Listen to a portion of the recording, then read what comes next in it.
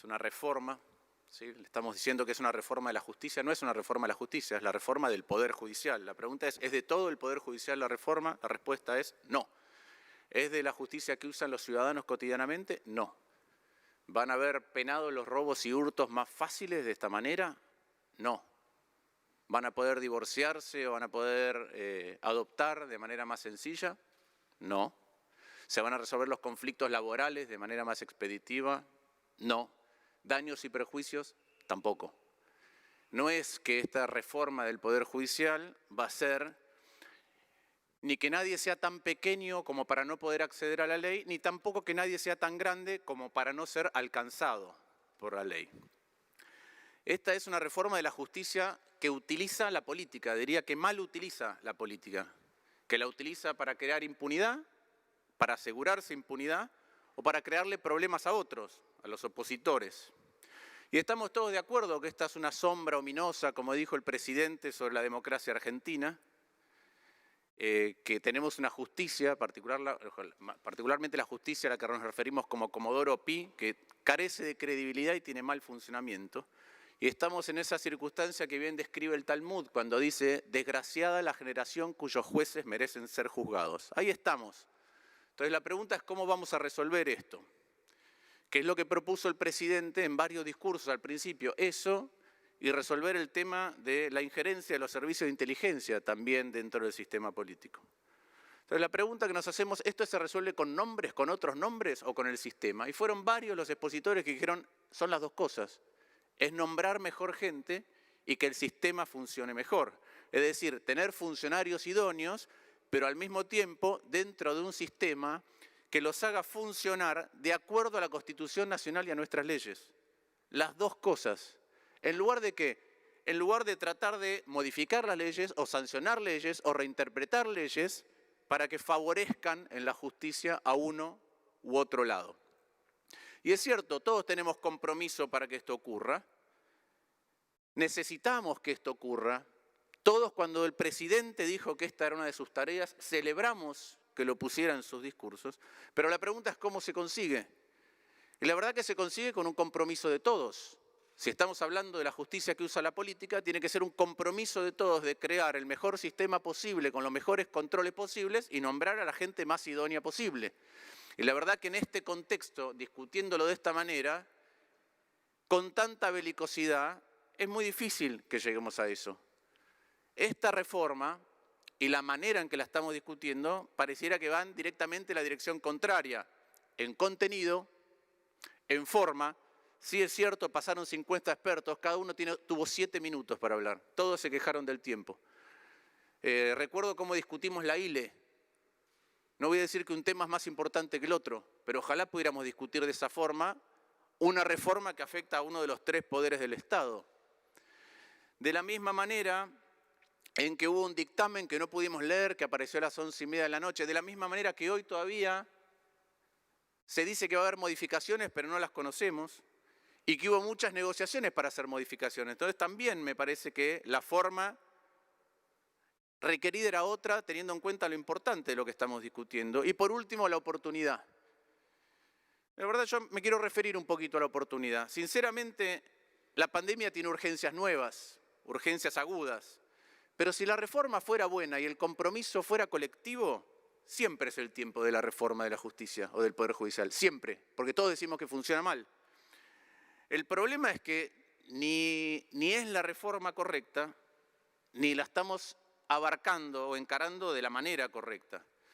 Muchos dijeron de los expositores que esta reforma tenía muchas falencias. De hecho, ninguna asociación profesional estaba de acuerdo con multiplicar la cantidad de juzgados. Y de hecho la mayoría de los que pusieron dijeron que eso iba en dirección contraria a la implementación o a la continuidad de la implementación del Código Penal Procesal. La verdad es que sin otra forma de discutir, sin tanta polarización, sin compromiso en serio de la política de no usar a la justicia, sin otro sistema, no se entiende por qué multiplicar la cantidad de jueces va a hacer que la justicia funcione distinto. si no tenemos mejor compromiso en cómo los nombramos, cómo los controlamos, cómo los sancionamos, la verdad es que, ¿por qué va a funcionar distinto sean 23 o 46? Y esto encima lo discutimos en un entorno en donde de uno y de otro lado nos tiramos las cosas en lugar de tratar de ver cómo lo podemos resolver en conjunto.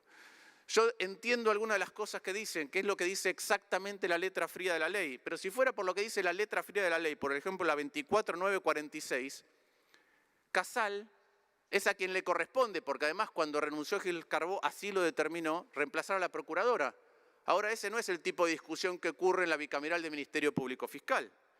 Si fuera por los nombres y no por el sistema, es decir, por la ley, muchos de los jueces que el oficialismo critica de Comodoro Pi fueron nombrados por el mismo oficialismo antes. Entonces es evidente que hay un problema de sistemas y hay un problema de nombres, las dos cosas, y eso es lo que tenemos que abordar. Se dijo también que no hubo alternativas, es decir, que no hubo propuestas. Bueno, es que la diferencia está entre cuál es el enfoque general para corregir el problema o si hay que hacer correcciones menores a un proyecto. Y es cierto, hay consenso de que hay que hacer reforma a la justicia federal. Y eso fue casi lo único que pudimos sacar en conclusión de lo que fueron las exposiciones de la mayoría o de todos los expositores, que hay que hacer una reforma. Ahora, ¿esta es la reforma? Creemos que no, y creemos que hay otra vía. Primero, acelerar el sistema acusatorio. La verdad que no queremos más jueces que investigan al mismo tiempo que deciden. Y esa es una reforma que se hizo hace mucho tiempo. Queremos volver a tener la centralidad, o mejor dicho, queremos empezar a tener la centralidad en los fiscales, que es donde corresponde. Ahora eso arrancó y el ímpetu se frenó. ¿Por qué se frenó? Yo interpreto que en parte por el enorme poder que tiene el procurador, es decir, el jefe de todos los fiscales en Argentina. Le vamos a querer dar más poder a los fiscales, pero entonces discutimos mucho más cómo nombramos el procurador. Entonces la pregunta es, ¿no hay propuestas? Sí, nosotros presentamos una para nombrar al procurador de manera distinta, para que dure 6 años, para que no sea vitalicio, para que no pueda reelegir 2 mandatos consecutivos. A eso le podemos sumar un consejo que realmente sea vinculante u otra dinámica en el funcionamiento del Ministerio, de la bicameral del Ministerio Público Fiscal. Y así destrabaríamos ese ímpetu que se frenó para acelerar el sistema acusatorio. Otro proyecto, el juicio por jurados. La diputada Carla Carrizo presentó un proyecto para que haya juicio por jurados en delitos contra la administración pública y también en delitos de género sexual. Tampoco se trata. Temas que no se trata. Entonces, no es cierto que no hay visiones de cómo modificar lo que a todos nos preocupa, sino que las hay, pero no las debatimos, y no las debatimos como corresponde. Últimamente en Argentina debatimos mucho con el poder, con la mayoría, y muy poco con la razón. Hay mucho grito y poco dato. Y voy a dar algunos datos. Pedimos a la ministra cuando se aproximó a la comisión que nos diera datos de cuánto iba a costar. Dijo, es el 0,0 algo del PBI. Bueno, hoy aparecieron los números, 2.000 millones de pesos, pero esos son solo los sueldos.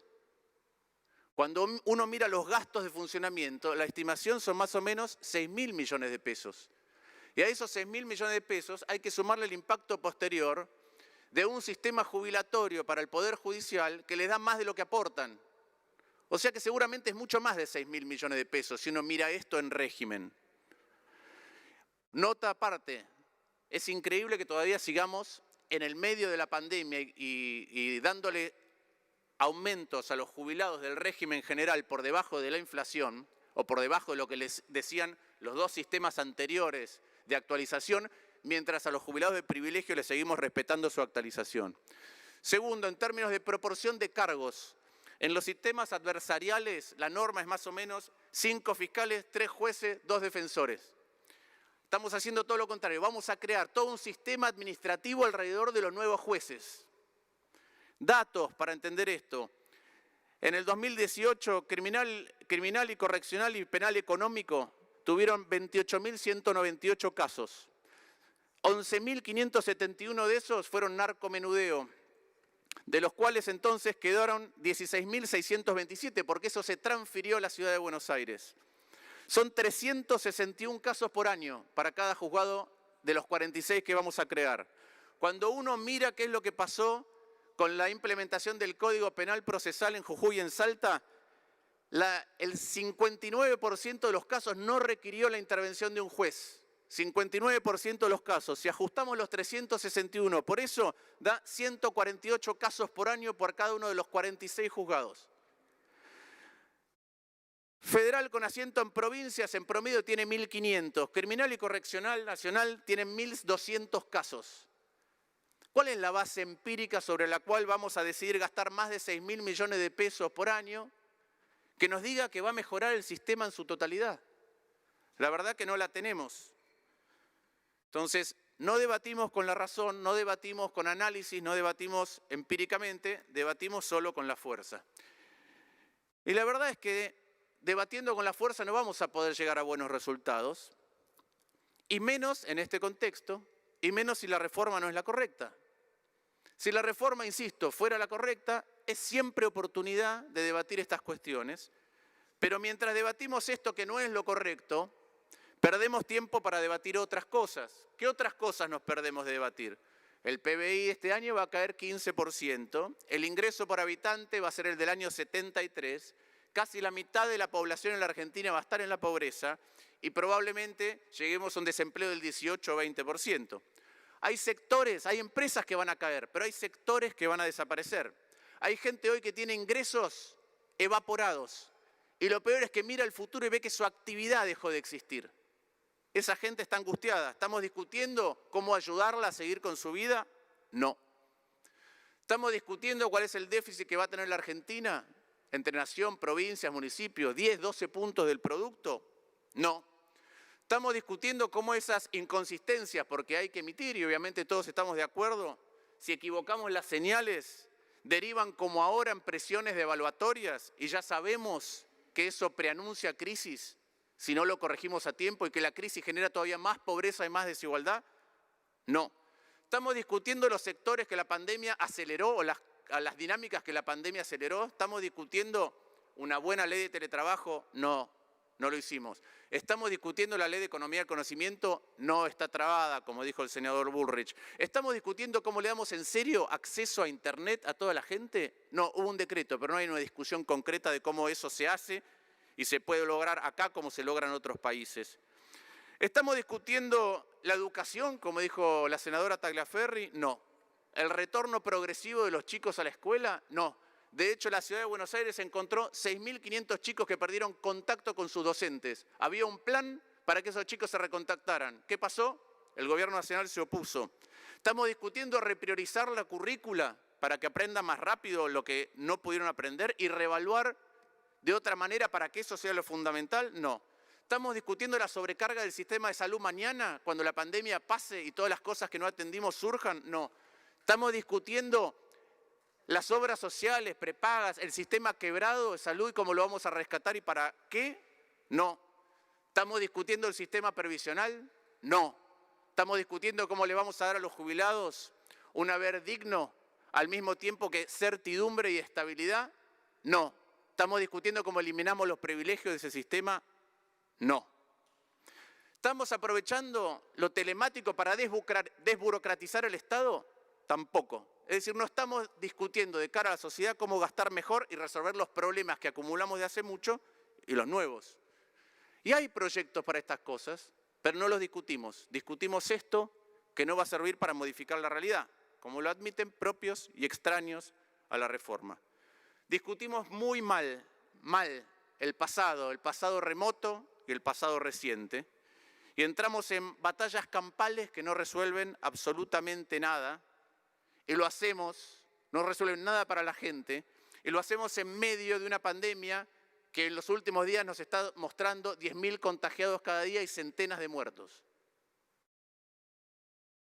La pobreza está subiendo, la angustia sobre el presente está subiendo y la mirada sobre el futuro solo muestra incertidumbre y temor. Y la pregunta es si nosotros somos capaces de discutir de otra manera, de caminar juntos para iluminar ese futuro con una antorcha y desmalezar esta jungla en la que se ha convertido la Argentina. En la manera y lo que estamos discutiendo hoy presagia que no, nosotros no vamos a acompañar, pero ojalá cuando pase a la otra Cámara la media sanción, porque hoy la va a tener, podamos tener una señal colectiva de todo el arco político de que podemos trabajar de manera distinta. Muchas gracias. Gracias, senador. Tiene la palabra el